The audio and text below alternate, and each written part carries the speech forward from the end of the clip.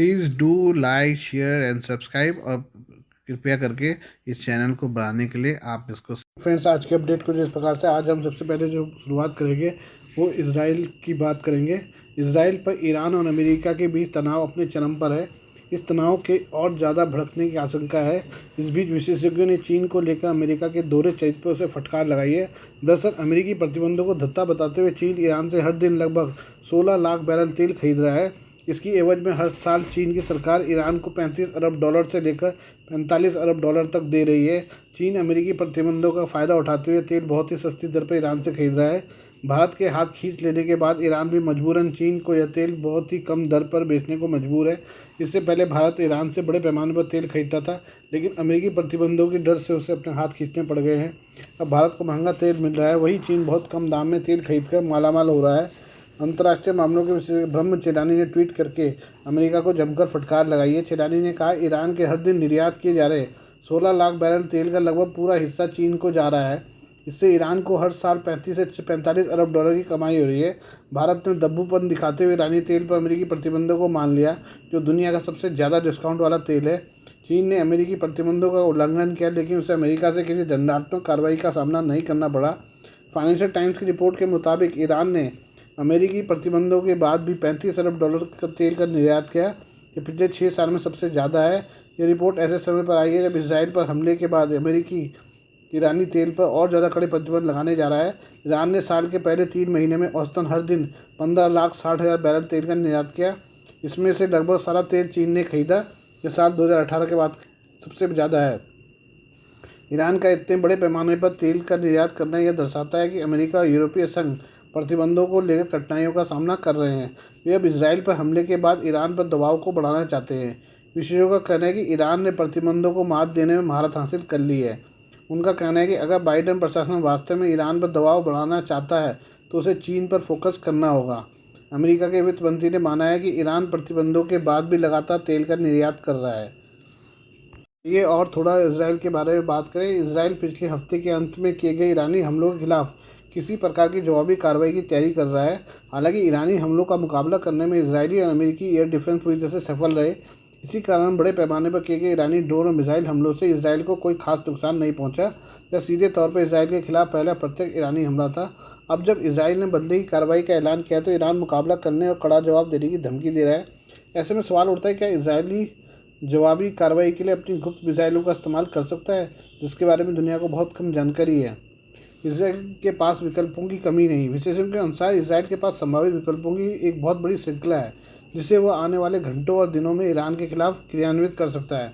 माना जा रहा है कि इसराइल के निशाने पर ईरान के हाई वैल्यू टारगेट हैं, जिसमें Islamic revolutionary guard core IRGC और उसके प्रॉक्सी मिलिशिया भी शामिल है। ऐसी संभावना है कि इसराइल ईरानी परमाणु संयंत्र को निशाना बना सकता है। हालांकि ऐसा करना कम जोखिम वाला बिल्कुल नहीं होगा। ईरान ने पहले ही अपने परमाणु ठिकानों की सुरक्षा के लिए एडवांस एयर डिफेंस सिस्टम को तैनात किया हुआ है। इसराइल के लिए ईरानी परमाणु ठिकानों को बिना अमेरिका की मदद के तबाह करना संभव नहीं है। एक विकल्प यह भी है कि ईरान में लंबी दूरी की ईरानी हथियारों से संबंधित उत्पादन और भंडारण सुविधाओं पर हमला करे, लेकिन यह भी अपने आप में एक अधिक चुनौतीपूर्ण ऑपरेशन होगा। चूँकि ईरान ने इसराइल पर 100 से अधिक बैलिस्टिक मिसाइलें दागी है, इसलिए संभव इसराइल भी प्रतिशोध का वही रूप चुन सकता है। इसमें ईरान के अंदर और बाहर के लक्ष्य शामिल हो सकते हैं। उपरोक्त विकल्पों की सूची के आधार पर ईरान के परिपक्व परमाणु कार्यक्रम को लक्षित करने के लिए इसराइल इन हथियारों का उपयोग स्टैंड ऑफ क्रूज मिसाइलें और अन्य लंबी दूरी के हथियारों के साथ मिलकर संभव सीमित प्रत्यक्ष हमलों के साथ भी कर सकता है।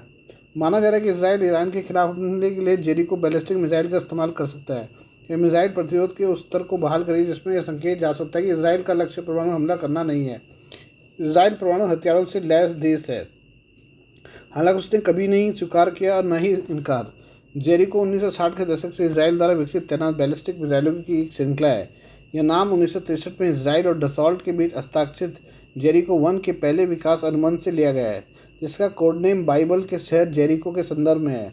इसराइल के दूसरे उच्च तकनीक वाले हथियारों की तरह जेरिको के बारे में भी सटीक विवरण को क्लासिफाइड रखा गया है। हालांकि देखे गए डेटा प्रशिक्षण, सरकारी अधिकारियों के सार्वजनिक बयान और ओपन सोर्स इंटेलिजेंस ने बहुत कुछ जानकारी साझा की है। इसराइली स्पेस मिशन से इस मिसाइल का करीबी संबंध। जेरिको श्रृंखला का पहला हथियार इसराइल ने 1960 के दशक में फ्रांसीसी और बाद में अमेरिकी सहायता से विकसित किया था। इसके बाद जेरिको 2 आया, जिसे इजराइल एरोस्पेस इंडस्ट्री ने कथित तौर पर 1970 और 1980 के दशक के बीच अमेरिकी सहायता से विकसित किया था। जेरिको 2 कथित तौर पर 2 चरणों वाली मध्यम दूरी की बैलिस्टिक मिसाइल IRBM है, जिसका अर्थ है इसकी सीमा 1864 और 3418 मील के बीच है। विशेषज्ञों का मानना है कि जेरिको 2 ने अंतरिक्ष प्रक्षेपण वाहनों की सार्वजनिक रूप से स्वीकृत शेविट श्रृंखला के आधार के रूप में कार्य किया, जिसे इजराइल एरोस्पेस इंडस्ट्री उत्पादित करता है। हालांकि शेविट उपग्रह प्रक्षेपण वाहन ने जेरिको 3 के विकास में योगदान दिया है। माना जाता है कि जेरिको 3 एक अंतर्महाद्वीपीय बैलिस्टिक मिसाइल है, जिसकी सीमा 3418 मील से अधिक है। ऐसी रिपोर्ट है कि जेरिको 3 ने पहली बार 2011 में सेवा में प्रवेश किया था, लेकिन यह अज्ञात है कि इसराइल के पास कितनी संख्या में जेरिको 3 मिसाइलें हैं। समझा जाता है कि सभी जेरिको मिसाइलें परमाणु हमला करने में सक्षम हैं, लेकिन इसराइल की अस्वीकृति के बावजूद यह व्यापक रूप से ज्ञात रणनीतिक परमाणु शस्त्रागार का हिस्सा है। यह हम संयुक्त अरब अमीरात UAE के बारे में बात करें। संयुक्त अरब अमीरात और ओमान में इस सप्ताह आई तूफान से रिकॉर्ड बारिश हुई है, जिसकी वजह से पूरा शहर जलमग्न हो गया, घरों में पानी भर गया, यातायात ठप हो गया और लोग अपने घरों में फंस गए। इतना ही नहीं, दुबई से दिल्ली आने जाने वाली कम से कम 19 उड़ानें रद्द करनी पड़ी। वहीं दुबई में बाढ़ में एक व्यक्ति की मौत हो गई, जबकि ओमान में कम से कम 20 लोगों की जान चली गई। यहाँ चारों तरफ सिर्फ पानी ही पानी दिखाई दे रहा है। ऐसे में सवाल उठता है कि आखिरकार अचानक से इतने हालात क्यों बिगड़ गए? क्या कृत्रिम बारिश की वजह से ऐसा हुआ? क्या इसकी वजह बदलती जलवायु है? आइए समझते हैं। भारी तूफान के कारण बहरीन और ओमान भी प्रभावित हुए हैं। भारी बारिश के कारण दुबई की सड़कों को नुकसान हुआ है। विभिन्न घरों की छतों, दरवाजों और खिड़कियों से पानी रिसने लगा। तूफान का प्रभाव दुबई से आगे तक फैल गया। पूरे संयुक्त अरब अमीरात के साथ पड़ोसी देश बहरीन भी बाढ़ में डूब गया। मौजूदा स्थिति को देखते हुए संयुक्त अरब अमीरात में स्कूलों को बंद कर दिया गया है। दूसरी तरफ बारिश और तूफान के कारण ओमान में अब तक 20 लोगों की मौत हो चुकी है। बहरीन में भी तूफान के कारण स्थिति खराब हो गई है। संयुक्त अरब अमीरात में ओमान की सीमा से लगे शहर अल एन में रिकॉर्ड 254 मिलीमीटर 10 इंच बारिश दर्ज की गई है। यह 1949 में रिकॉर्ड शुरू होने के बाद से 24 घंटे की अवधि में सबसे अधिक थी। क्या कृत्रिम बारिश तूफान का कारण बना? संयुक्त अरब अमीरात और अरब प्रायद्वीप पर कहीं भी कभी कभी कभार ही बारिश होती है। इन्हें आमतौर पर शुष्क रेगिस्तानी जलवायु के लिए जाना जाता है। गर्मियों में यहाँ का तापमान 50 डिग्री सेल्सियस से ऊपर चला जाता है।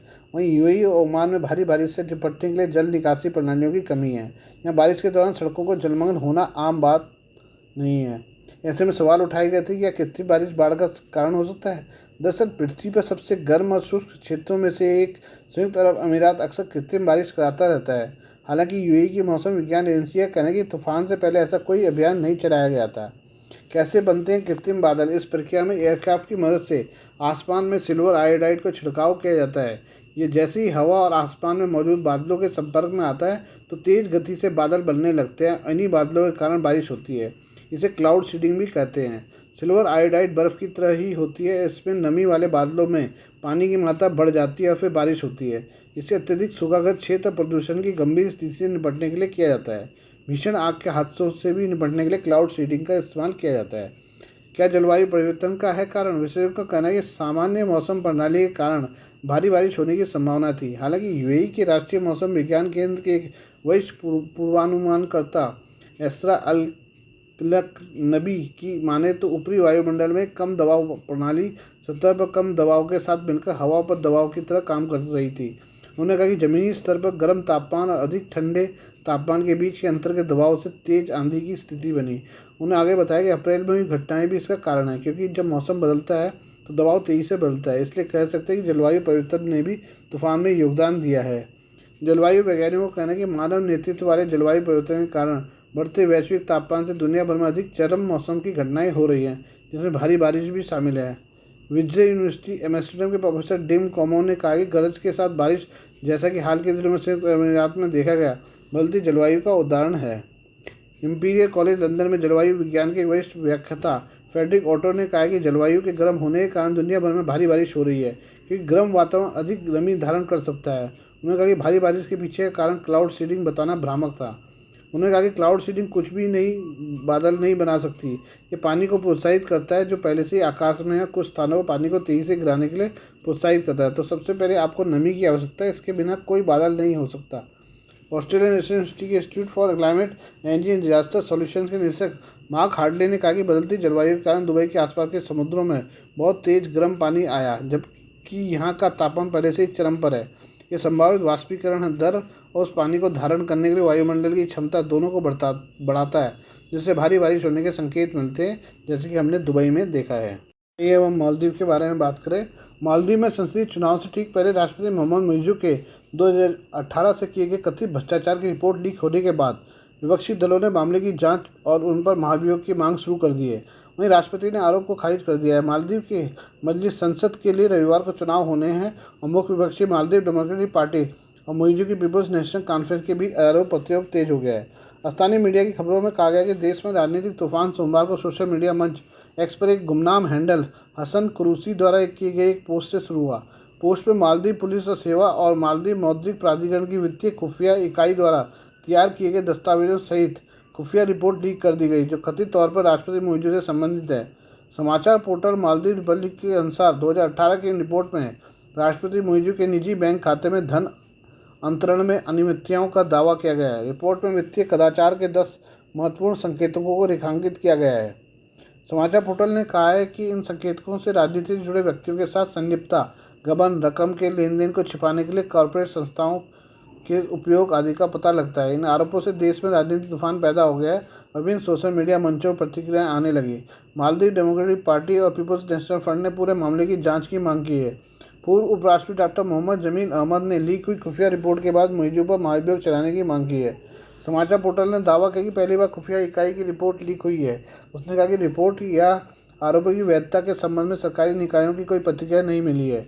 मुइज़ू ने मंगलवार देर रात भ्रष्टाचार के आरोपों पर जवाब देते हुए कहा कि विपक्ष उन्हें फंसाने की कितनी भी कोशिश करे उसे कामयाबी नहीं मिलेगी, क्योंकि उन्होंने कोई गलती नहीं की है। उन्होंने विपक्ष पर हताशा के कारण रिपोर्ट लीक करने का आरोप लगाया। उन्होंने कहा कि पिछले चुनाव अभियानों के दौरान भी यही आरोप लगाए गए थे। आज के लिए बस इतना ही। बाकी मिलते हैं कल आपसे नई खबरों के साथ। धन्यवाद।